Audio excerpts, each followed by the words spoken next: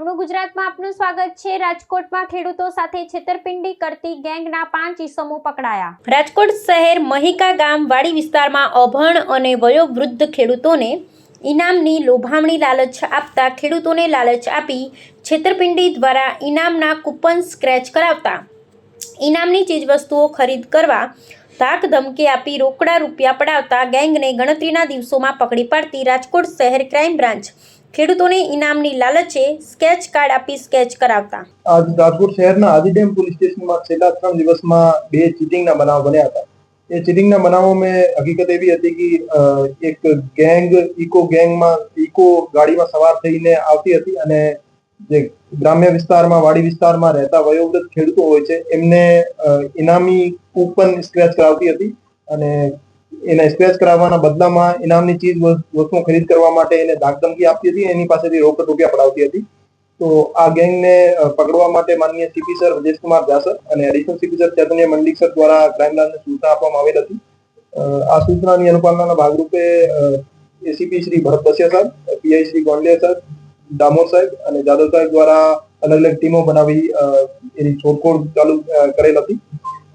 કુલ 5 આરોપીઓ રાજકોટ શહેર crime branch દ્વારા આ ગેંગના પકડી પાડવામાં આવેલ છે, જેમાં આરોપીઓ રમેશભાઈ ચાવડિયા, રૂપાભાઈ ચાવડિયા, હિતેશ ચાવડિયા, હિન્દુભાઈ વરુ અને ગોવિંદભાઈ ચાવડિયા, એ 5 આરોપીઓને અત્યારે મુદ્દામાલ સાથે પકડી લીધેલ છે અને આગળની કાર્યવાહી માટે લોકલ પોલીસ સ્ટેશનને હેન્ડઓવર કરેલ છે।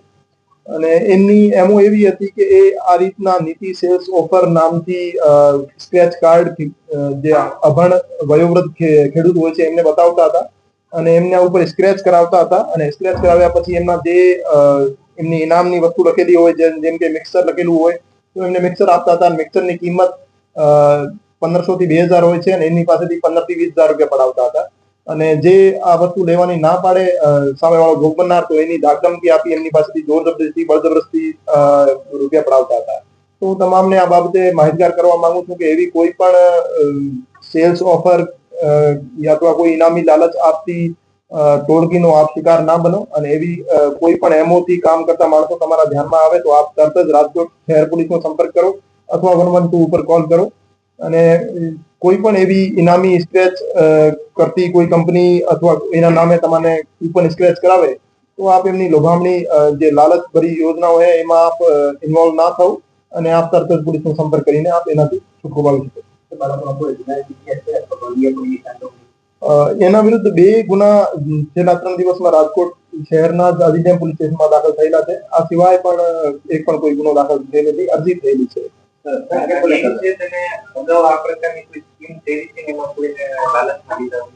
એને કબૂલાત આપી છે કે લંબા સમય પહેલા જે વાડી વિસ્તારમાં રહેતા ખેડૂતો હોય છે, અભણ માણસો હોય છે, એને એ રીતે લાલચમાં લઈ અને એમને સ્ક્રેચ કરાવતી હતી અને સ્ક્રેચ કરાવ્યા પછી એને વસ્તુ જોઈતી હોય કે ના જોઈતી હોય દબાણ કરીને એમની પાસેથી પૈસા પડાવતા હતા। હજુ સુધી એને 3 થી 4 કબૂલાત આપી છે પણ એના ભોગ બનનાર અમને મળી આવેથી એના વિરુદ્ધ બીજા ગુના અમે દાખલ કરીશું। હા, લાંબા સમયથી આ નીતિ સેલ્સ ઓફર નામથી આ રીતની સ્કીમ ચલાવતા હતા તો એમાં જ આખી વિગત।